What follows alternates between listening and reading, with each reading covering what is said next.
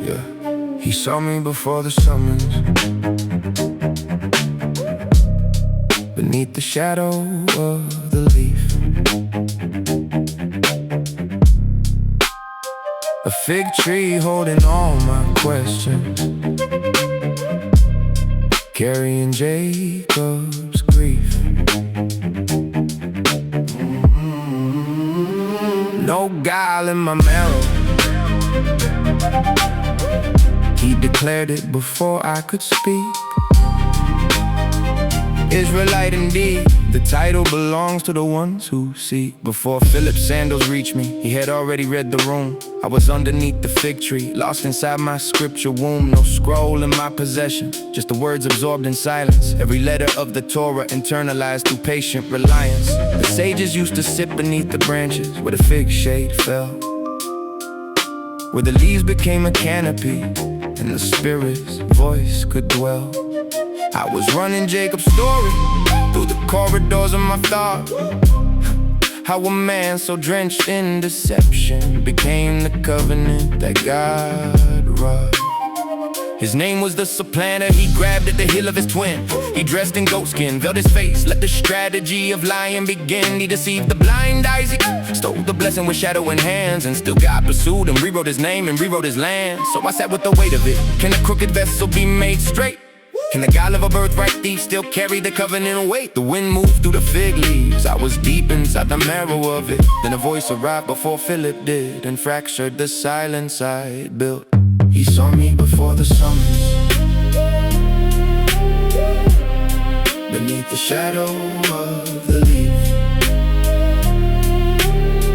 A fig tree holding all my questions, carrying Jacob's grief. No guile in my marrow, he declared it before I could speak. Israelite indeed, the title belongs to the ones who seek. Behold an Israelite, in whom there is no deceit. Every syllable like hammered iron, precise and clean and complete. He named me by the contrasting inverse of what Jacob had done. The guile that bent the patriarch was absent in this one. How do you know me? Barely formed before it left my lip. He said, before Philip called, beneath the fig tree I saw the script.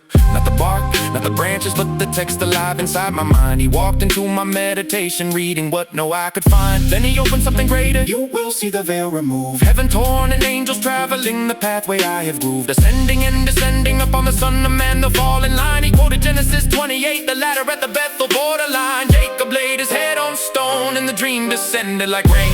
A staircase anchored to the earth, its summit piercing heaven's domain. The angels moved in ordered passage, and the Holy One stood above. Yeshua just declared himself the ladder, the architecture of love. No scroll was unfurled between us, it was written where no hand can reach. He stepped inside my internalized Torah, like a prophet born to teach. The very thought I was meditating on, he named before I named him first.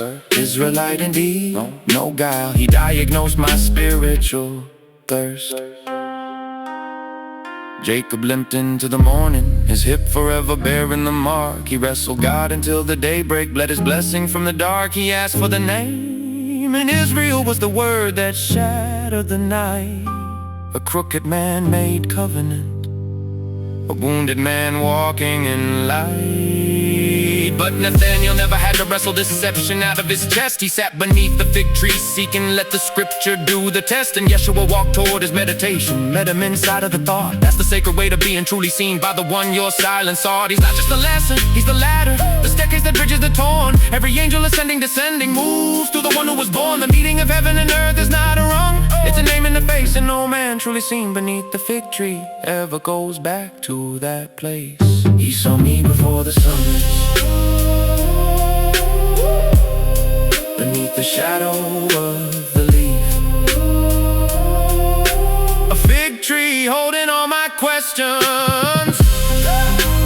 carrying Jacob's grief. No guile in my marrow, he declared it before I could speak. Israelite indeed, the title belongs to the ones who seek.